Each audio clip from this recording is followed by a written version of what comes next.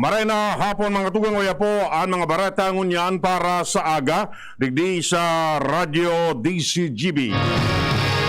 Mga barata maruluwa sa aga sa mga dyaryo nasyonal. Enot sa PBN DCGB. Sa mga barata ngunyan para sa aga. Inotuntan barata halid dyan sa luwas. Si Luwens Barcena. Luwens Kamen. Salamat friend, tabang sa edukasyon, asin tabang sa pangkabuhayan. Ini ang tinutukan ngunya na pagkaldaw ni Congressman Alfredo Pido Garbin Jr. kanako Bicol Party List para sa mga taga-Legazpi.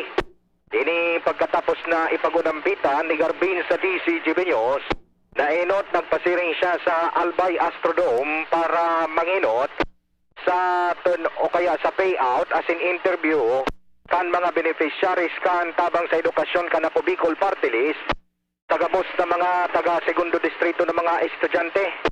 Apisar kan siring na bagay nagkundusir man nin tupad orientation ang nasambit na kongresista sa Puro Covered Court sa Barangay Puro, Legazpi City na kung sain kung pwesto ni mga manlain-lain na mga beneficiaries hali sa mga barangay kandatap Maslog, Lamba, asin Puro. Sigun kay Garbin, inialoy ng pinagigibo kan sa indang grupo. Asin ini magpapadagos pa sagpod sa mga masunod na aldaw. Sagpod na igwasindanin mga may makalap ang programa na hali sa gobyerno tanganin ang maihatod sa tao. Sigun man kay Garbin, dahil siya matunong sagpod na igwasindanin mga programa ng mga siring kaning bagay, ilanta saro sa mga prioridad nila. Ang magtaon ng kabuhayan na sa edukasyon, lalo na sa mga aki sa edukasyon, matabangan na makatapos sa indang pag-aadal sa paagi kan educational assistance, asin sa hanap buhay, matawanin pagkakataon ang mga tawong nawaranin hanap buhay dahil sa pandemya, na matawanin pagkakataon na magkaigwanin hanap buhay maski para mientras, tangani ng makatawid o kaya makabalyo sa ibong kan kinapatubangon yan, na pagtios dahilan kan COVID-19. Mga dagdag na bareta, haliligi sa luwas, ako po, si LBB.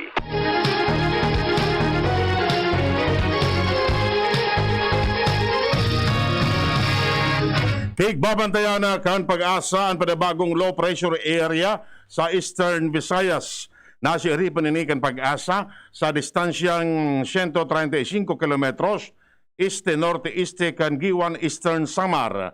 Nakapalaman sa nasabing raot na inin panahon sa Intertropical Convergence Zone na nakakapektar sa Palawan, Visayas, asin Mindanao.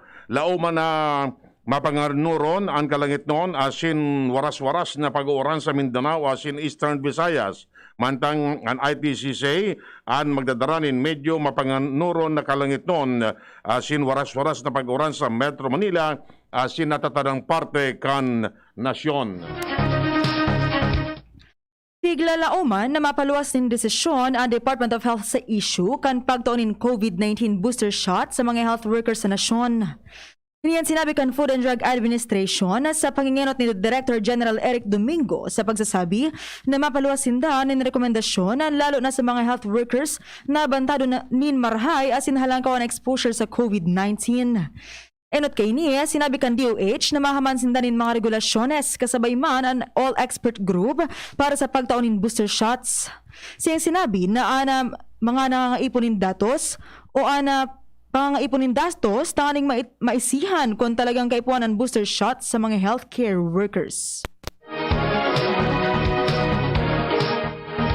Ipinahayag ni Presidente Rodrigo Duterte sa Talk to the People na daing overpricing asin ghost delivery sa mga ekipahe na ginagamit sa COVID-19 response kan gobyerno. Ang nasabing pahayag, suportado man ni Commission on Audit Chair Michael Aguinaldo dalanta may video clip na ipinaluwas kung saan sinabi kaning warang pigsasabi ang COA na nagkaigwanin overpricing asin ghost delivery na iyo ang pigduduunan kan mga senador lalo na ni Senador Richard Gordon.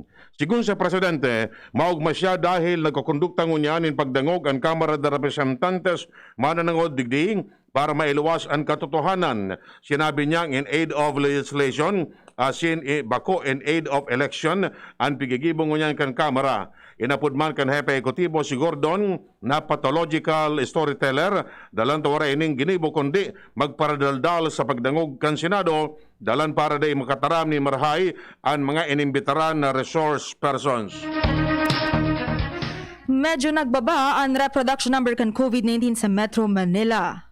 Sa informasyon ay piniluwas kan Octa Research Group, nagluwas na hali sa 1.39 kanakaging semana, inina sa 1.34 na sa nangunyan.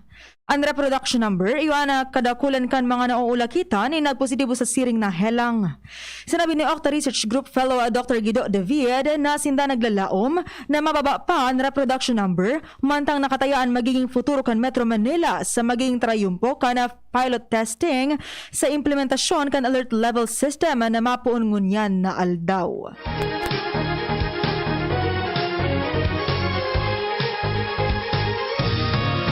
Pinalagaan kan Alliance of Health Workers ang kapalpakan kan gobyerno na tawan ng prioridad ang public health dahil sa tinakarasan na budget kan 76 na public hospital sa masunod na taon. Sigun sa grupo, garong bako tugma ang 242 billion pesos na proposed budget para sa health sector, lalo na 33% kini ang itinagama para sa PhilHealth. Sa katunayan, 157 billion pesos na ang itinagama sa Department of Health sa irarom kan Office of the Secretary. 6 na beses na sadit ang fundo kan DOH sa 686.1 billion pesos na proposed budget kan DPWH. Sinabi kan mga ini na imbis na dagdagan, binawasan palugod ang budget para sa maintenance and other operating expenses kan mga hospital. Ibana sa mga apektado ang Philippine Children's Medical Center, Asian Lung Center of the Philippines, Philippine Heart Center, National Kidney and Transplant Institute, Asian Philippine General Hospital. Sinabi kan Department of Health na maabot na sa total na 104 nga healthcare workers na naulakitan ng COVID-19 ang nagadan. Sa sindang situation report, sinabi kan DOH na 24,284 na healthcare workers ang positibo sa COVID-19 kung sa ina 104 kaini ang nagadan asin na minarepresentar nin 0.4% kana total infected health workers. Sa tali, 98.1% o 23,814 ang narahay na, asin 1.4% o 366 ang infected. Sa mga aktibong kaso, 221 ang mild, 95 ang asymptomatic, 20 ang moderate, 21 ang severe condition, asin 9 ang critical. Sobra sa 50% ang mga tourism workers sa nasyon na fully vaccinated na kontra sa COVID-19.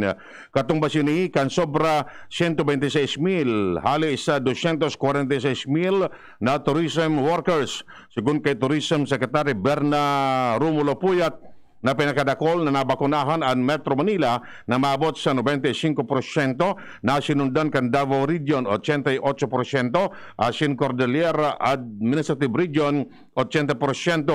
Ang pagbakuna sa nasa mga tourism worker ang paagi para may pagpadagos ang recovery kan domestic tourism sa tahaw kan presensya kan COVID-19 Delta variant.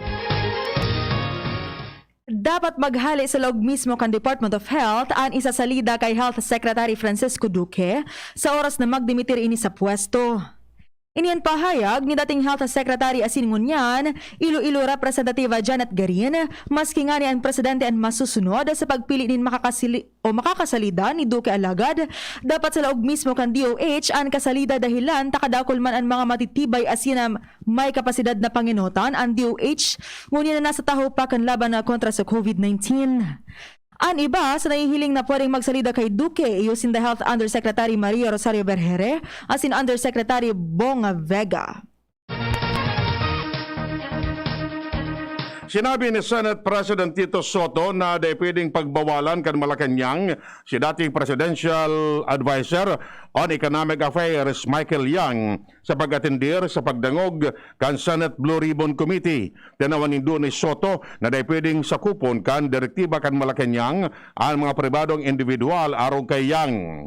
Sinabi niyang pwedeng pugulan ang pag-atendir kan mga opisyales kan gobyerno lalo na ang mga miyembros kan gabinete. Apera kay Yang, kay puan man magsunod sa imbitasyon kan Senado si dating Budget Undersecretary Christopher Lau si mga opisyales kan Family Pharmaceutical. Nagserbing tulay si Yang kan mga tagsadiri kan family kay Presidente Rodrigo Duterte. Inutang sinabi ni Duterte na siya ang madesisyon kung maatindir ang mga miyembros kan sayang gabinete sa pagdangog kan Senado sa rason na nasasayang siya na ang oras kan mga ni sa pagalat na sinda makapagpaliwanag. Tigtutugutan na ang mga pribadong sektor as in local government units na magbakalin bakuna para sa booster shot sa Lindokan Vaccination Act of 2021. Initanganing masimbagan ang pangapoda na para sa dugang na proteksyon dahilan sa paglataw kan mga bagong variants kan SARS-CoV-2 asin pagluya kan efekto kan bakuna. Iniyan pahayag ninda Senadora Nancy Binay asina dating Health Secretary asin ngunyan Iloilo Representative Janet Garin kung saan sindang sinabi na sakop ini kan Vaccination Act of 2021 ang pagbakalin booster shots. Ang siring na bagay, nagluwas matapos akoon kan Sinovac Pharmaceutical Firm na ang kaligtasan sa helang na itinataon ninda, mawawara makaagyan anom na bula na mantang sinabi kan Pfizer na kaipuanin ikatulong tudok o pagkatapos kan ikawalong bulan poon kan ikaduwang dose. Segurare na nangapudan si Senador Risa Ontiveros na suspenderon ang gabos na nakatalaan na power rate hike sa nasyon sagkod sa pagtatapos kan investigasyon kan Senate Committee on Energy sa rotational blackout kan Mayo asin Hunyo. Ining pahayag ni Ontiveros matapos i-anunsyo kan Meralco na mapautob na naman ini panibagong pag-itaas kan rate sa bulan ni Setyembre dahil sa pigsasabing pag-itaas kan generation charge. Ini kasabay kan halangkaw na inflation rate sa nasyon sa 4.9% dahil sa masalangkaw na presyo nin Barakalon. Sigun kay Ontiveros, dapat ngunang i-disallow kan Energy Regulatory Commission ang maski anong pag-itaas kan power rate sa kung na daipan natatapos ang investigasyon kan Senado sa mga blackout na nakapiktar sa 700,000 na kaharungan asin nagdara ng 116 milyones na economic loss. Tinawan nindo ng Ontiveros na dapat magkaigwan in due consideration ang ERC asin mga power company sa mga konsumidores lalo na wala pang paliwanag o danyos ang naitao sa publiko mananungod sa mga blackout kaining mga nakaaging bulan. Tinawan nindo ng Ontiveros kung tutugutan ining rate hike anong na bulan nang nagitaas ang singil sa kuryente kaya kaherak man ang mga pamilyang day na aram kung paano makakasabay sa daing patod na paglangkaw kan presyo nin pagkakan asin iba pang mga pangyanot na barakalon sa tahaw kan pandemya. Tinauanin asigurasyon ni PNP Chief General Guillermo Eleazar na ang Philippine National Police handang magtabang tanganing maipasunod kan gobyerno ang planong granular lockdown sa Metro Manila ang sinanbagong COVID-19 quarantine alert system. Siyang sinabi na ang mga tauhan kan National Capital Region Police Office pinasabot na sa bagong sistema na magkakaigwan in efekto poon ngunya na aldaw. Idredag pa man ni Eleazar na sinda padagos na nagkakaigwanin koordinasyon sa mga local government units sa Metro Manila para sa tamang implementasyon kan mga regulasyones pon sa pag-isi sa mga lugar na ipapairarom sa lockdown at sagkot sa distribusyon ng ayuda sa mga apektadong residentes. Ikipagtabangan ang Pilipinas sa investigasyon kan International Criminal Court katakod kan kasong crimes against humanity na isinangat kontra kay Presidente Rodrigo Duterte. Sigun kay Chief Presidential Legal Counsel Salvador Panelo dahil tutugutan na makalaog sa nasyon ang mga investigador kan ICC in kaso magpuuna ang investigasyon. Enot kani inaprobaran kan pre-trial chamber 1 ang pagkondukta nin investigasyon kay Duterte. Tanawanin doon ni Panelo na dahil jurisdiction ang ICC o anong mga foreign institution sa isyong panglaog kan Pilipinas. Makaulok nang unyan pa siya na makondukta nin investigasyon ng ICC mantang 2 taon nang naglaya sa Pilipinas naglaya sa ang Pilipinas sa Rome Statute.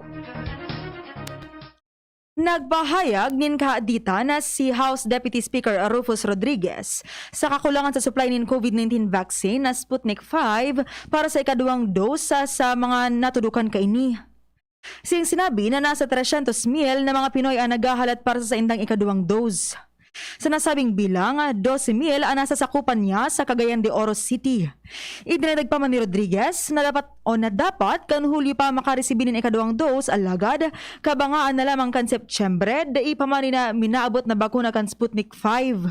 Siyang tinawanin doon na binitin sinda kan gobyerno. Yan mga tugang detalles kan mga barata ngunyan para sa aga digdi sa Radyo DCGB. Sa pangarang kan mga pagariba, manito tanya sa lado teknikal. Kami po ang nagatod kan barata. Ako po si Francia May Boras. Ako mo po si Edwin Terrell nagsasabing mabalos kan sa inong pagantabay. Miss, yung order ko. Sandali lang, sir. Imagine mo, pag natapos na ang paghihintay mo, yan ang